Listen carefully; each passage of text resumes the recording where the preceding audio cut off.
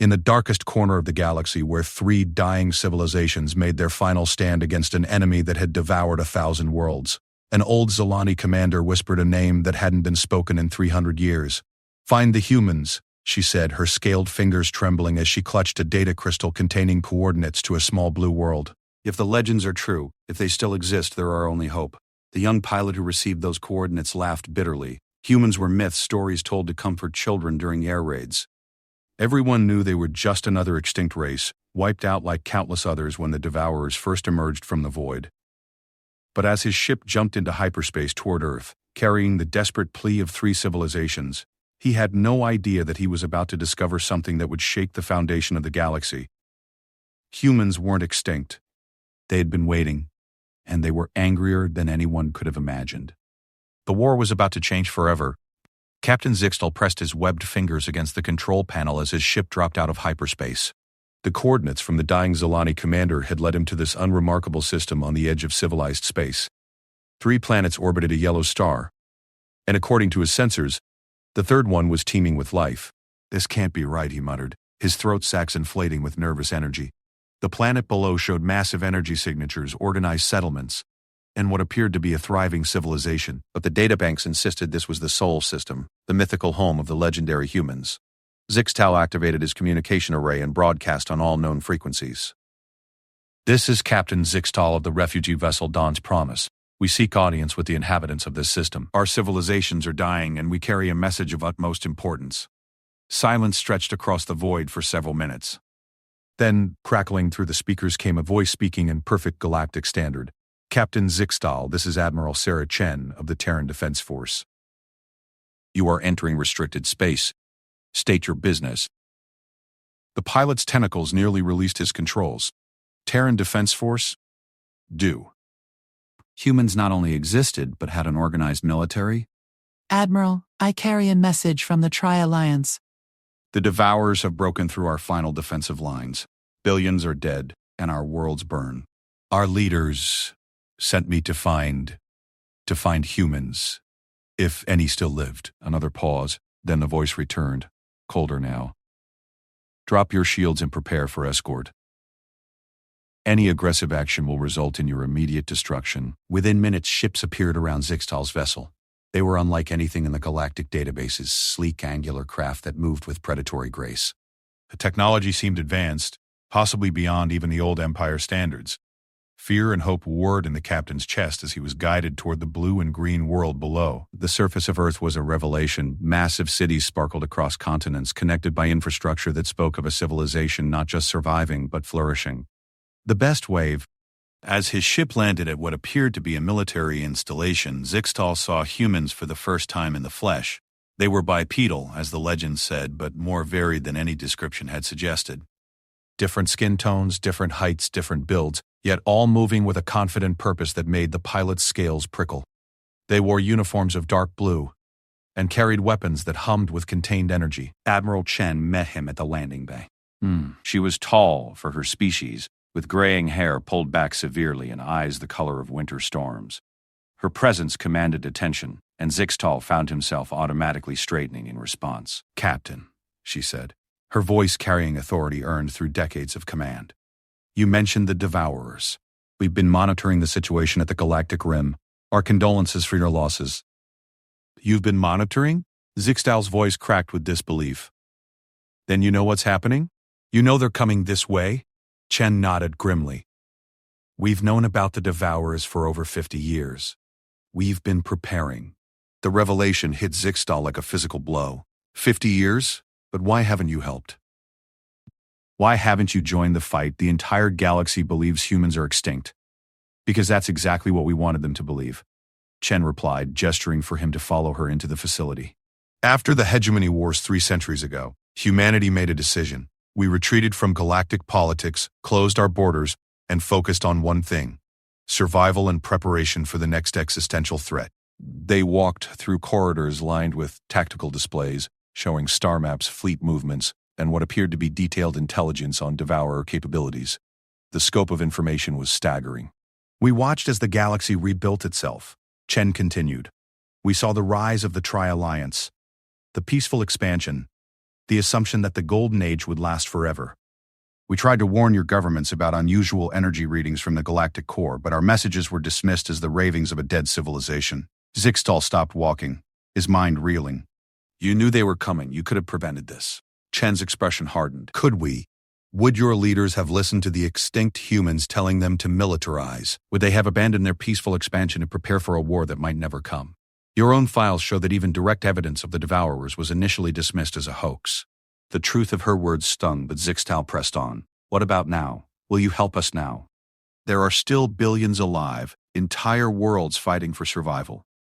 They entered a massive command center where dozens of humans worked at stations displaying real-time data from across the galaxy.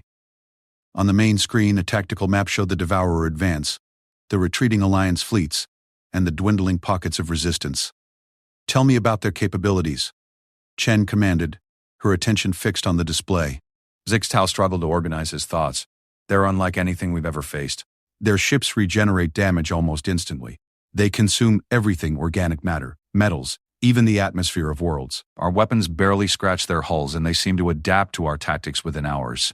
Biomechanical constructs, said a voice from behind them. Zixtal turned to see another human, this one younger with dark skin and intricate tattoos covering his arms. Dr. Greg, Marcus Webb, Xenobiology Division. We've been studying the fragments recovered from their early raids. Fragments? Zixtal asked. Webb nodded. Stealth ships. We've been infiltrating their territory for decades, gathering intelligence. The Devourers aren't just invaders, they're a hybrid of organic and technological systems, possibly engineered by a long-dead civilization as a last resort against some ancient enemy. The information was overwhelming. Humans had been conducting covert operations studying the enemy, preparing while the galaxy burned. Part of Zixtal felt betrayed, but a larger part felt something he hadn't experienced in months: hope. So you can stop them? He asked, hearing the desperation in his own voice. Chen exchanged glances with Webb before responding. We can fight them. Whether we can stop them remains to be seen. But Captain, I need you to understand something. If humanity enters this war, we do it on our terms. We don't take orders from the Tri-Alliance. We don't operate under their rules of engagement. And we don't guarantee we can save everyone. What are you saying? I'm saying that the humans who withdrew from galactic politics 300 years ago aren't the same humans who would enter this war. We've spent centuries preparing for total warfare. We've made difficult choices, developed weapons and tactics that your civilizations would consider barbaric. If we fight to win, regardless of cost. Zixtal thought of the dying worlds, the refugee fleets, the children who would never see another sunrise if the Devourers weren't stopped. What do you need from me? Chen smiled for the first time since his arrival, and it was not a pleasant expression. Full tactical data on Devourer movements, Alliance fleet positions, and detailed scans of their technology. In return, I'll take your message to our High Command. Over the next several hours, Zixtal downloaded everything his ship's computers contained about the war. In exchange, he was allowed to observe human military exercises that left him both amazed and terrified. Human soldiers moved with precision that bordered on mechanical, but their tactics were pure organic creativity. They simulated scenarios that involved fighting in environments that would kill most species, using weapons that seemed to violate several galactic conventions on warfare, and employing strategies that prioritized victory over honor. We call it asymmetric warfare, Webb explained as they watched a training simulation where human forces used the terrain itself as a weapon, collapsing caverns on simulated enemies. Your civilizations fight like they're playing a game with rules. The Devourers fight like they're solving a problem. Humans fight like we're trying to survive. As night fell on this strange world, Zixtal found himself in quarters that were luxurious compared to the refugee ships he'd grown accustomed to. Through his window, he could see lights stretching to the horizon, cities full of beings who had been preparing for war while the galaxy celebrated peace. A knock at his door interrupted his thoughts. Chen entered, carrying a datapad and wearing an expression of grim determination. High Command has reviewed your information, she said without preamble. We're mobilizing the fleet. Zixtal felt his heart skip. You'll help. We'll fight. But understand this is not a rescue mission. This is humanity's entry into a war for galactic survival. The creatures that destroyed your worlds are heading for Earth next, and we won't go quietly into extinction. She handed him the datapad. These are coordinates for a rally point in neutral space. Tell your leaders that any commander willing to follow human tactical doctrine can join our fleet. Anyone not willing to fight our way can continue their retreat. This is the book. It's about history. Tell your leaders that any commander willing to follow human tactical doctrine can join our fleet. Anyone not willing to fight our way can continue their retreat. Anyone not willing to fight our way can continue their retreat. How many ships do you have? Zixtel asked, hardly daring to hope. Chen's smile returned, cold and predatory. Captain, when humans withdrew from galactic politics, we had perhaps 50 worlds. Today, we have over 300. We've been very busy during our extinction. As she left him alone with the coordinates that might save his people, Zixtel realized that the galaxy was about to discover what humanity had become in 3 centuries of isolation and preparation. The thought both thrilled and terrified him. Outside his window, lights moved across the sky as ships launched into the night. The humans were going to war, and nothing would ever be the same. Admiral Kethvar of the Zilani Defense Corps had seen many impossible things during the war against the Devourers. He had watched worlds die in minutes, seen fleets of 1,000 ships reduced to scrap in hours, and witnessed the systematic destruction of civilizations that had stood for millennia. But nothing had prepared him for what emerged from hyperspace at the rally coordinates. The human fleet materialized in waves, each formation larger than the last. Sleek destroyers gave way to massive cruisers, which in turn were dwarfed by battleships that defied conventional engineering. At the center of it all sat something that made Kethvar's tactical computer crash trying to classify it a mobile fortress the size of a small moon, bristling with weapons and radiating energy signatures that shouldn't have been possible. "By the ancestors," whispered his communications officer, a young Thraxian whose scales had gone pale with shock. "Sir, the flagship is hailing us." Admiral Chen's face appeared on the main screen, but she looked different now. Gone was the formal uniform, replaced by practical combat gear. Her eyes held the cold focus of someone who had already begun fighting a war in her mind. "Admiral Kethvar," she said without preamble, "are your forces ready to follow human tactical doctrine?" The Zilani commander straightened, trying to project confidence he didn't feel. "We are prepared to coordinate our efforts with your fleet, Admiral Chen." That's not what I asked. Chen's voice cut through the diplomatic language like a blade. "Are you prepared to follow orders without question, even if those orders contradict everything your military training has taught you?" Kethvar hesitated. Around him, the bridge crew exchanged uncertain glances. In the viewports, other Alliance commanders were no doubt having similar conversations, their ships looking pathetically small beside the human vessels. "Our worlds are dying," he said finally. "Our people are being consumed. If you have a way to stop the Devourers, we will follow your lead." Chen nodded curtly. "Good. Transmitting tactical package now. Study it carefully, Admiral. We begin operations in 6 hours." The tactical data that flooded into their systems was unlike anything in Alliance military doctrine. Human battle plans didn't just account for victory, they planned for the enemy's adaptation, for supply line disruption, for fighting in conditions that would cripple conventional forces. Most disturbing were the contingency plans labeled acceptable losses and strategic sacrifice. "Sir," his tactical officer called out, her voice tight with concern. "These battle plans, they're assuming casualty rates of 40 to 60% in our first engagement." Kethvar studied the projections and felt his blood chill. According to human calculations, traditional Alliance tactics had a 0% chance of success against adapted Devourer forces.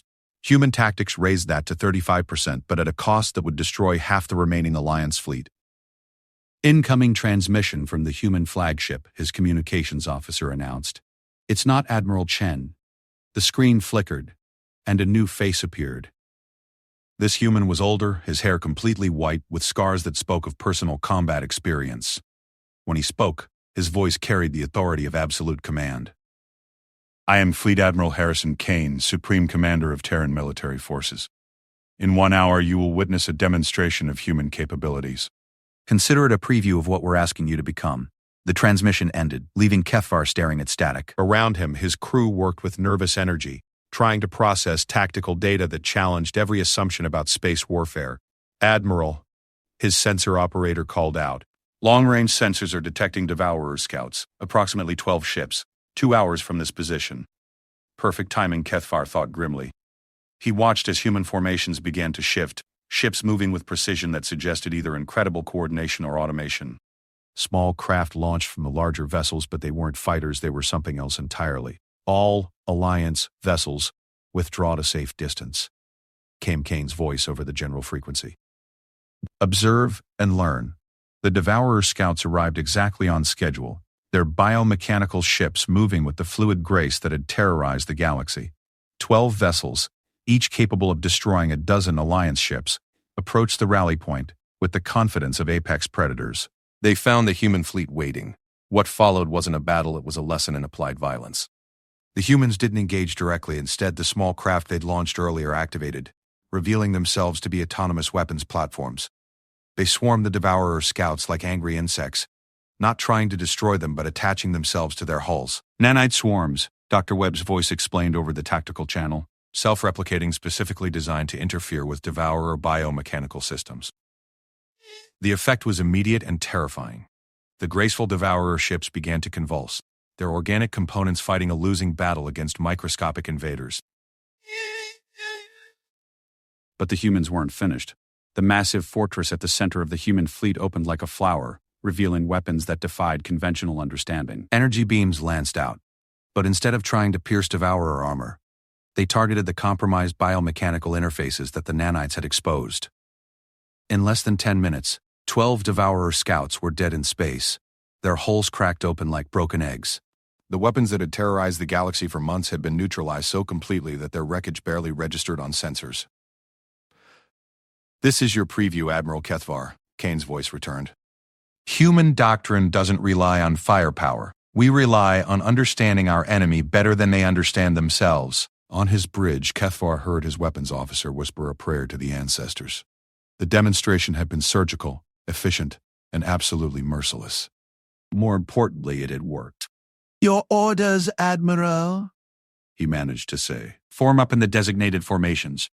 We're going to hit the Devourer main fleet while they're still adapting to this engagement. Every minute we delay, they become harder to kill. The next several hours passed in a blur of preparation that felt more like indoctrination. Human tactical officers transferred to Alliance ships not to advise but to command. Traditional Alliance equipment was supplemented with human technology that seemed to anticipate needs they didn't know they had. "These are neural interface headsets," explained the human technician who boarded Kethvar's ship. Lieutenant Sarah Kim was young even by human standards, but she handled the advanced technology with casual expertise. "They'll let you process tactical data at human speeds and coordinate with our command structure." "Is that safe?" asked Kethvar's medical officer. Kim shrugged. "Safer than fighting Devourers with standard reaction times. The choice is yours, one by one." Alliance commanders made the decision to trust human technology with their minds. The neural interfaces created a shared tactical awareness that was both exhilarating and overwhelming. For the first time since the war began, Alliance forces could process information and react at the speed of modern warfare. But their real revelation came when they jumped to the battlefield. The Devourer main fleet was consuming the remains of the Kalian homeworld, their biomechanical ships feeding on both the planet's resources and the millions of refugees who hadn't managed to escape. It was a sight that had become all too familiar. Massive organic vessels methodically draining a world, while smaller ships hunted down fleeing civilian craft.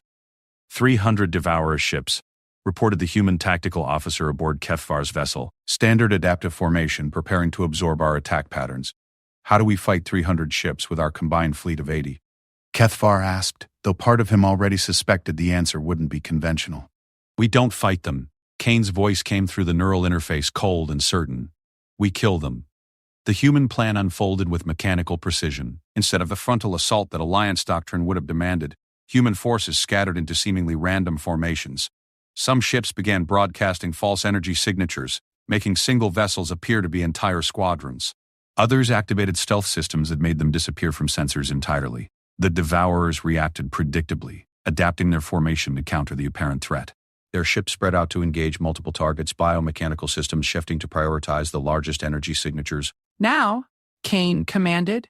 The real attack came from 3 directions at once. Human ships that had been invisible materialized inside the Devourer formation, their weapons already charging. The false energy signatures revealed themselves as decoys, but not before drawing the enemy out of position. Most devastating of all, the seemingly random scattering of human forces revealed itself to be a carefully orchestrated trap. Coordinated alpha strike, Kim explained to Kethvar, as their ship joined the assault. "We don't give them time to adapt because we're not fighting them, we're executing them." The neural interface let Kethvar experience the battle from multiple perspectives simultaneously. He saw human commanders making split-second decisions that would have taken Alliance war councils hours to debate. He watched as weapon systems automatically adjusted their targeting based on real-time analysis of Devourer weaknesses. He felt the cold satisfaction of human tactical computers calculating enemy casualties with mathematical precision. But most importantly, he saw it working. Devour ships that had seemed invincible were dying in waves. The biomechanical systems that made them so adaptable became vulnerabilities when humans struck faster than adaptation was possible. Weapons that had terrorized the galaxy for months were reduced to debris in space. This is impossible. They're falling back. And they were. For the first time since the war began, Devourer forces were retreating. Not regrouping, not adapting, retreating. The biomechanical ships were actually fleeing from human forces. So, possible. Kane's voice corrected over the neural link. Inevitable. We've been studying them for 50 years. We know how they think, how they adapt, how they die. Today they learned that humans have been preparing specifically to kill them. The aftermath of the battle was surreal. Where, hours before there had been 300 Devourer ships consuming a world, now there was debris and silence. The refugee ships that had been running for their lives were safe. The planet below, while devastated, was no longer being consumed. Alliance casualties, Kethvar asked, hardly daring to hope. 11 ships damaged, none destroyed, Kim reported. Devourer losses complete. As the magnitude of the victory sank in, Kethvar realized that the war had fundamentally changed. The Devourers were no longer an unstoppable force of nature, they were just another enemy. Deadly, numerous, and adaptable, but ultimately mortal. Admiral Kane, he said over the command channel, what are our next orders? The human fleet admiral's response was swift and merciless. We hunt down every Devourer ship in this sector and kill them all. Then we move to the next sector and do it again. The galaxy will be free, Admiral, but only after every last one of these creatures is dead. Looking at the tactical display showing Devourer forces across dozens of systems, Kethvar understood that the war was far from over. But for the first time in months, he believed they could actually win it. The humans hadn't just shown them how to fight, they had shown them how to hope. The neural interface carried a final message from Kane. Welcome to the war, Admiral. The real war. 6 months after first contact with the human fleet, Admiral Kethvar stood on the bridge of his ship watching the final Devourer stronghold burn. The massive biomechanical fortress that had once been the hub of their invasion was now nothing more than dying tissue and twisted metal falling into the gravity well of a dead star. Final sweep complete, reported Commander Thrix, his tactical officer who had become disturbingly efficient at coordinating human weapons systems. No Devourer signals detected in this system or any adjacent sectors. Kethvar nodded, but felt none of the satisfaction he had expected. The war was over, the galaxy was saved, and billions of beings could return to their homes. So why did he feel so hollow? The answer came over the neural interface that had become as natural as his own thoughts. Admiral Kane's voice carried the same cold efficiency it had maintained throughout the campaign. Final casualty reports coming in from all sectors. Total Devourer elimination confirmed. Elimination.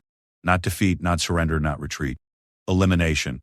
In 6 months, humanity had systematically hunted down and destroyed every single Devourer ship, base, and research facility in the galaxy.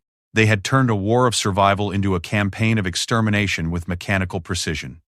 Admiral Kethvar, came another voice over the interface. Dr.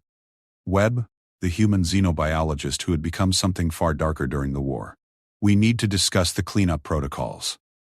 The phrase sent a chill down Kethvar's spine. Cleanup protocols had been the most disturbing aspect of human military doctrine. While Alliance forces celebrated each victory, human teams swept through former Devourer territory with methodical thoroughness, ensuring that no trace of biomechanical technology remained. Is it necessary? Kethvar asked. Though he already knew the answer. They're all dead. Dead isn't extinct, Webb replied. Devourer technology was designed to be self-replicating and adaptive. A single nanite cluster could rebuild their entire invasion force given enough time and resources. We don't take chances. Through his ship's sensors, Kethvar watched human vessels deploying what they called sterilization charges, devices that would cleanse entire systems of any residual Devourer contamination. The technology was thorough, efficient, and absolutely final. Nothing organic or mechanical that carried even a trace of Devourer origin would survive. Sir, his communications officer called out. Incoming message from the Tri-Alliance Council. They're requesting immediate conference with human leadership. Kethvar wasn't surprised. For months, Alliance politicians had been trying to re-establish contact with human command structure, to negotiate the post-war galaxy, to understand what humanity wanted in return for salvation. The humans had been politely unresponsive, focused entirely on the military campaign. Patch me through to Admiral Kane, Kethvar said. The human commander appeared on his screen, looking older than he had 6 months ago. The war had aged all of them, but humans seemed to carry the weight differently. The Council wants to meet, Kethvar reported. They have questions about post-war territorial arrangements, reconstruction efforts, and, he paused, ongoing human military presence in Alliance space. Kane's expression didn't change. Tell them we'll meet at Earth in 1 week. All senior Alliance leadership, full diplomatic immunity, complete transparency about their concerns. They'll want guarantees about human intentions. They'll get honesty about human capabilities. Nothing more, nothing less. The transmission ended, leaving Kethvar to contemplate what that honesty might reveal. Over the past 6 months he had learned things about humanity that the galaxy would struggle to accept. Their retreat from galactic politics hadn't been driven by pacifism or isolation, it had been preparation for total war. Every human colony was a fortress. Every human civilian was trained for combat. Every aspect of their society was organized around the principle that survival required the complete destruction of existential threats. They hadn't just been preparing to fight the Devourers, they had been preparing to win, regardless of cost. A week later, Kethvar found himself aboard his ship in Earth's orbital space, part of a massive diplomatic convoy that included every surviving Alliance leader. The planet below looked deceptively peaceful, its blue oceans and green continents showing no signs of the military-industrial complex that had produced the most lethal force in galactic history. The meeting took place aboard the same massive fortress that had served as humanity's flagship throughout the war. Alliance delegates were escorted through corridors lined with trophies from the campaign bits of Devourer technology, star charts marking eliminated threats, and images of liberated worlds that told the story of systematic victory. Admiral Kane met them in a conference room that could have held 1,000 beings. He was flanked by other human commanders, each representing different aspects of their military machine. Dr. Webb was there, along with Admiral Chen and officers whose names had become legendary among Alliance forces. President Morvac of the Tri-Alliance Council spoke first, his crystalline form refracting light as he tried to project diplomatic authority. Admiral Kane, on behalf of all free peoples of the galaxy, we thank you for your intervention against the Devourers. The debt we owe humanity cannot be measured. Kane nodded politely. Your gratitude is noted, President Morvac. What are your concerns?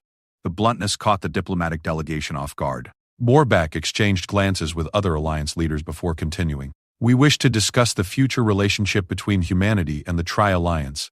Trade agreements, territorial boundaries, mutual defense pacts, no. The single word hung in the air like a physical presence. Kane hadn't raised his voice or shown any emotion, but the finality of his response was unmistakable. I'm sorry? Morvac managed. Humanity has no interest in trade agreements, territorial negotiations, or mutual defense pacts, Kane explained with the same tone he might use to discuss weather. We withdrew from galactic politics 3 centuries ago for good reasons. Those reasons haven't changed. Chancellor Yixith of the Hegemony Remnant leaned forward, her multiple arms gesturing urgently. But surely after fighting together, after the bonds forged in combat, you can't simply withdraw again. Kane's expression remained neutral, but something cold flickered in his eyes. Chancellor, we didn't fight together. You fought without permission. There's a difference. The statement hit the assembled leaders like a physical blow. Kethvar watched their faces as they realized what Kane was saying. Humanity hadn't been an ally in this war. They had been the dominant force that had allowed Alliance participation in their campaign. What do you want? President Morvac asked, abandoning diplomatic protocol. What does humanity want from the galaxy? Kane stood, moving to a tactical display that showed the current state of galactic civilization. Hundreds of worlds, dozens of species, trillions of beings trying to rebuild after the Devourer War. We want to be left alone, he said simply. We want our borders respected, we want no interference in human affairs. And we want the galaxy to understand that we will intervene again if faced with another existential threat. That sounds like an ultimatum, observed Admiral Zenth of the Outer Colonies. It's a statement of fact, Kane corrected. Humanity has demonstrated that we can eliminate any threat to galactic stability. We prefer not to, but we will if necessary. Doctor, Webb stepped forward, his scarred features carrying the weight of terrible knowledge. Perhaps it would help if we explained what you're really asking about. You want to know if humanity will dominate the galaxy. The answer is no. Domination requires ongoing effort and political engagement. We have no interest in ruling you. Then what? Morvac pressed. Webb's smile was not reassuring. We want you to prosper, to grow, to explore, to build beautiful civilizations across the stars. And we want you to remember that humanity exists, that we're watching, and that we're very good at solving problems that threaten galactic stability. The implication was clear. Behave yourselves or face the same systematic elimination that had destroyed the Devourers. Admiral Chen spoke for the first time since the meeting began. You're afraid of us now. That's understandable. You've seen what we can do when forced to act. But consider this. For 3 centuries, we've existed at the edge of your awareness and never interfered. We could have conquered the galaxy at any time during that period. We chose not to. Why? Asked HFY, surprising himself by speaking. Chen turned to him with something that might have been respect. Because conquest is expensive, Admiral. It requires constant vigilance, endless resources, and political complexity that serves no useful purpose. We prefer to focus on advancement, exploration, and preparation for the next threat. Kane returned to his seat, signaling that the meeting was drawing to a close. You have your answer, President Morvok.